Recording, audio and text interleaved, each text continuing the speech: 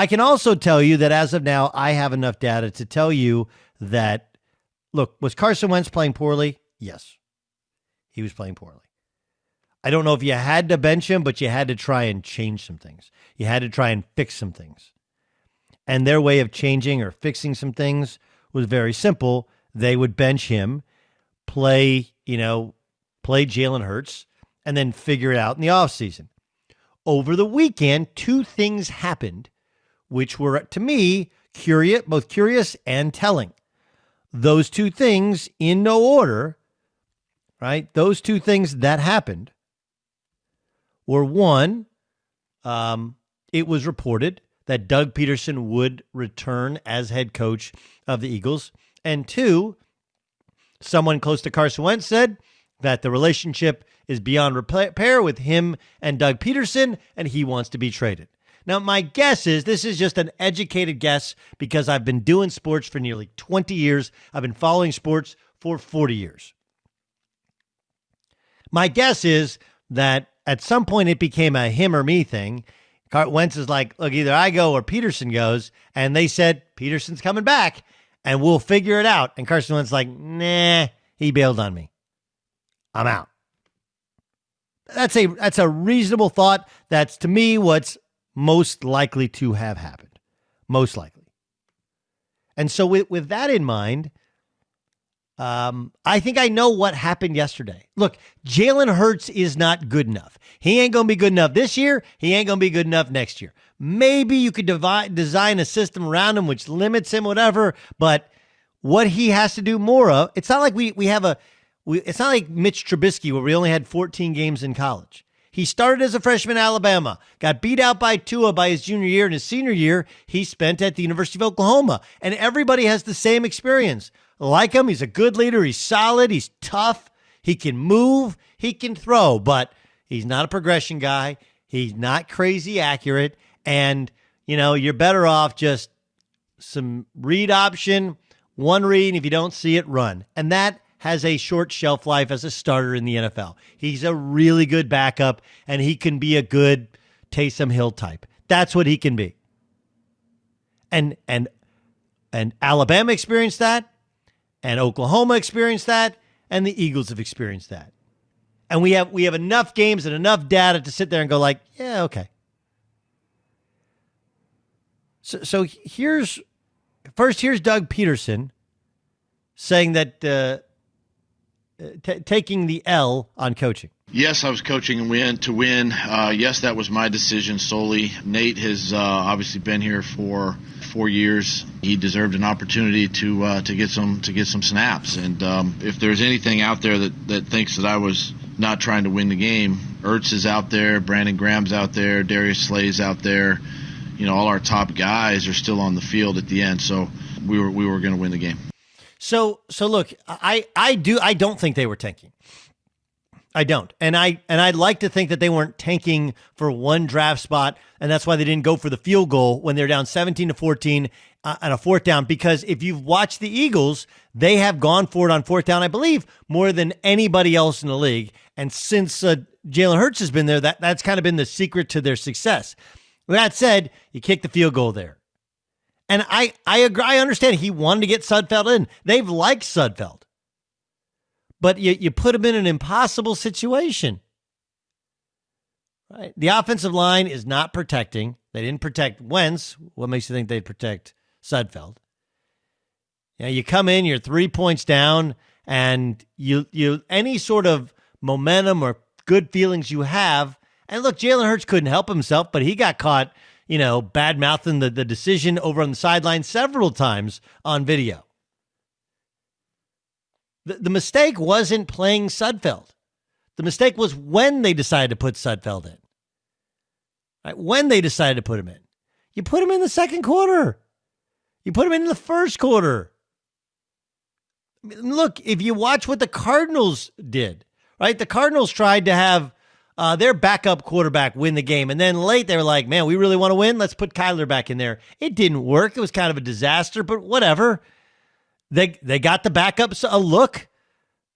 He got to play with the ones, and you start to understand, well, that's why he's a backup, and that's why the other guy's a starter. I mean, you put Sudfeld in it nearly, it's not completely impossible, but this is, again, how we started the show. It is more about the likelihood of success. How many guys are going to sit over there in a 3-point game in the rain and take their first snaps of the year in the fourth quarter of a game where you're trying to win, the other team's trying to get to the playoffs? Like, are you kidding me?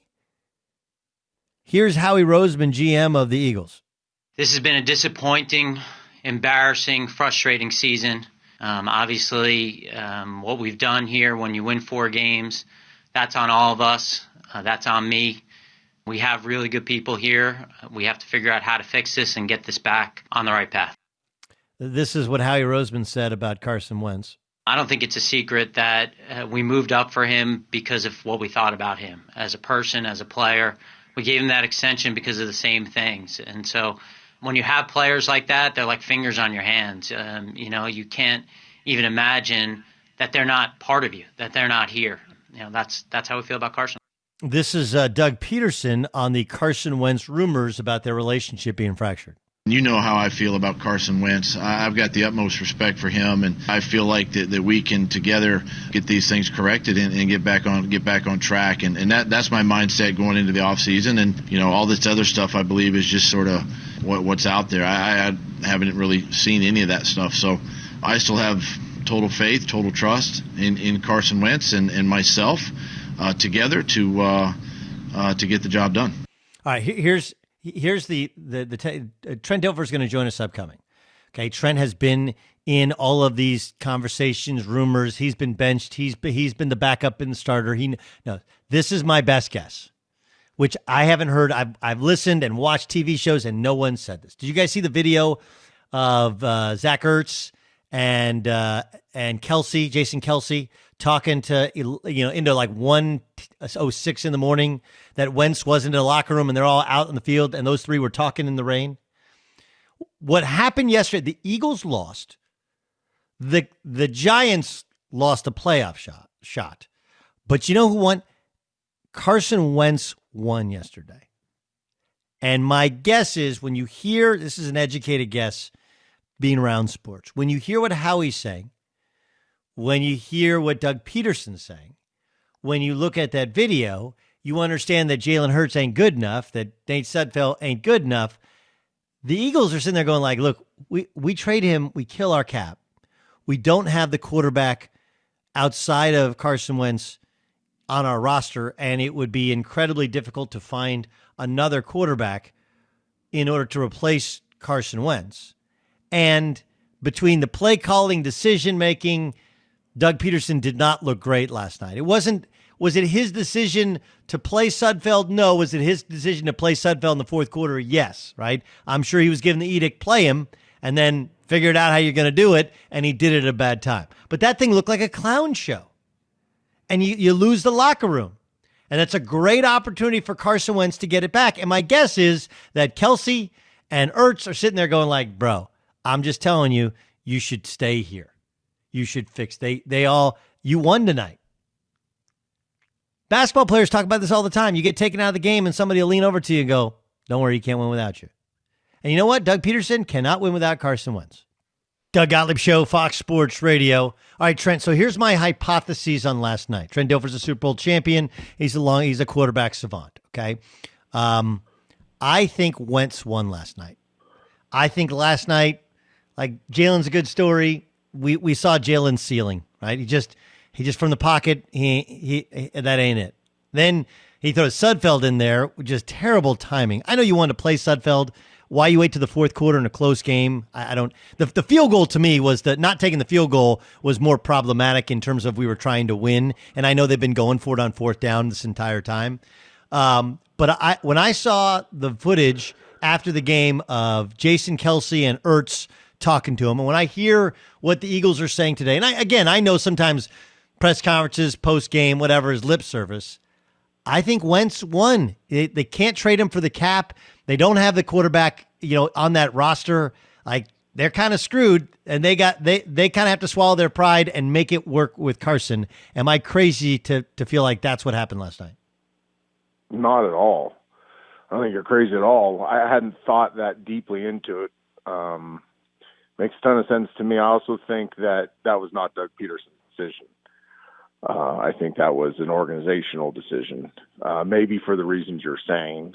I'd have to give it some thought and dig deeper into it, but I like your hypothesis. I do think that this is a way bigger play than trying to win the game, which bothers me. I do think I'm a big believer. I'm a purist when it comes to Sundays are cherished days, and they're about winning in the NFL. They're not about anything else. They're not about draft picks. They're not about seeing what, testing the wheels on guys. None of that. It's about winning the game, because so many players sacrifice so much, their health being the first thing, to get ready to play a late season game. And to them, it's about winning. If your organization isn't about winning that game, then they're doing it wrong. And I think that's what a lot of the Eagles spoke out about last night, Kelsey being the best articulated that, I would say. But yeah, I like where you're going with that. And I think they're in a really tough situation with Wentz. They couldn't let Jalen be too good. They have to massage things behind the scenes. They did have to sit him so he wouldn't become more damaged goods. And I think they have a coaching issue they need to fix in this offseason if they are going to keep him, which I think they have to for the reasons you said about the cap and trading them. They have a coaching situation where they have to bring in somebody that can nurture him and get him back to his MVP caliber playing days.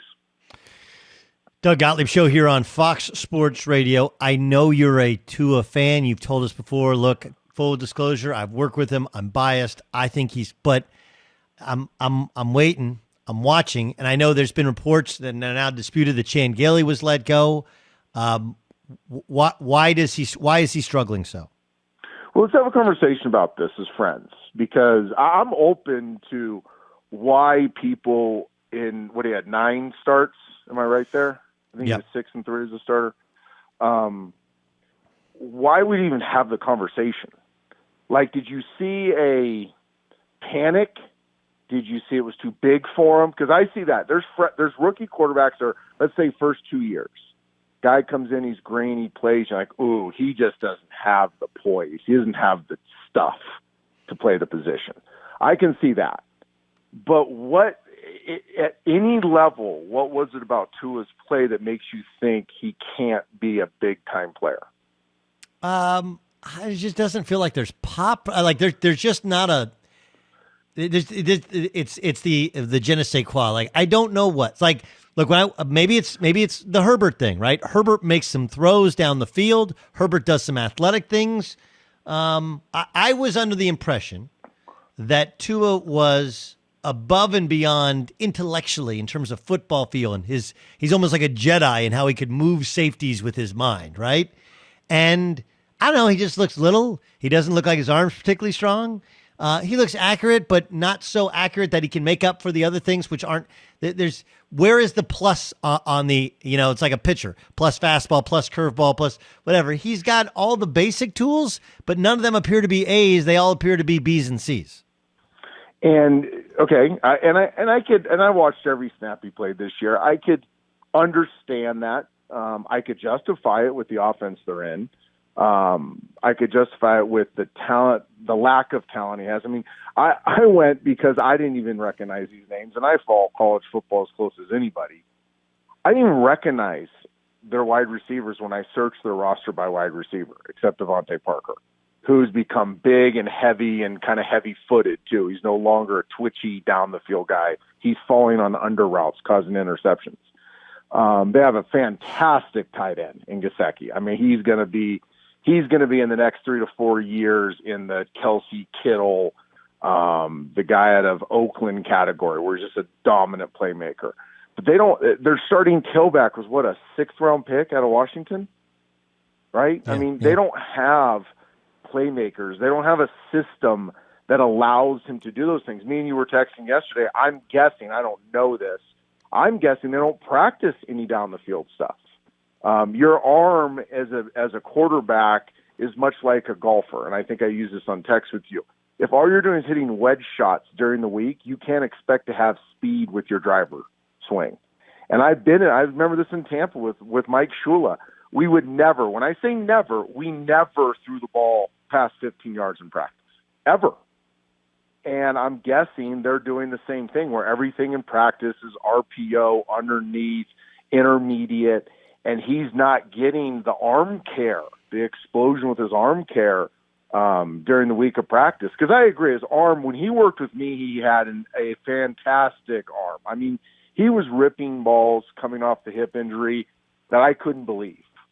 And I agree, you don't see that on the game tape. But that doesn't mean his arm isn't there. It means it's not being developed during the week. I just think it's a tough situation. I think he did a really, really, really good job until yesterday. We made two really bad throws on interceptions. I think he did a really good job of, with no OTAs, with no training camp, not being the starter, not getting starter reps in the beginning of the year, coming in and playing solid football.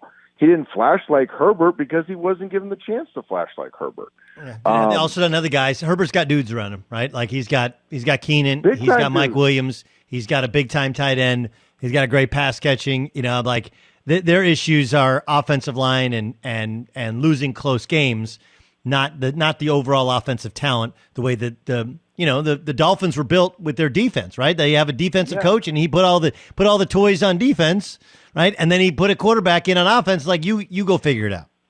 And the Chargers have an outstanding offensive staff.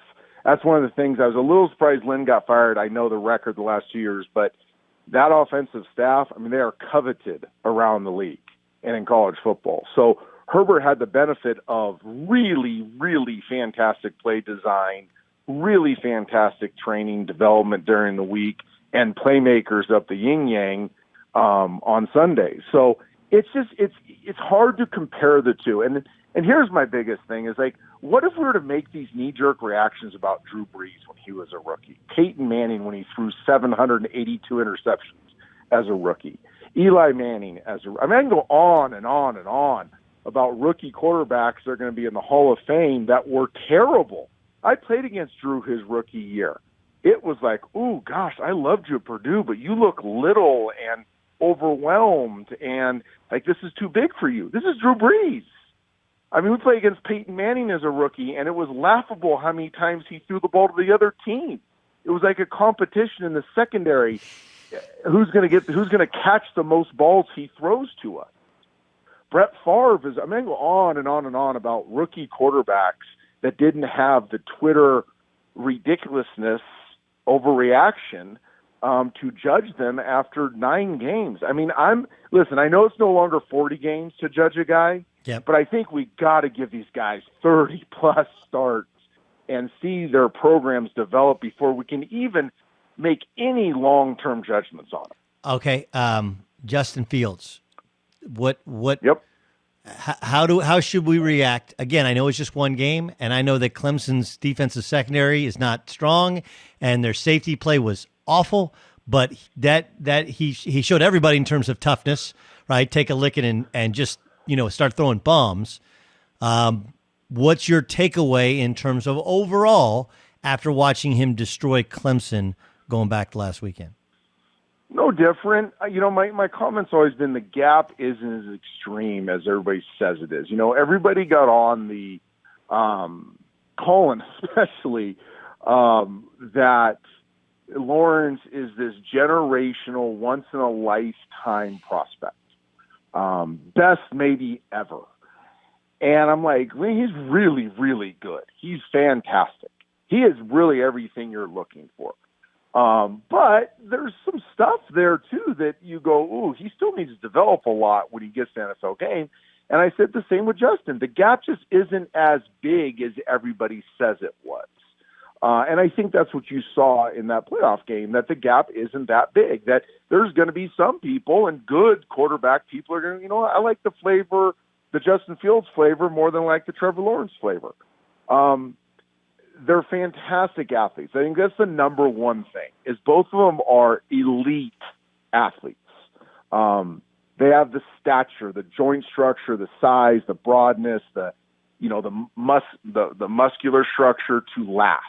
Because that's a big thing in the NFL. Is it's very scary to draft guys that aren't physically built to sustain the rigors of an NFL season and the beating that you take. Even with all the new, babysitting rules on quarterbacks, you still get hit a lot. And you saw that in the playoff game with Justin, the rib shot.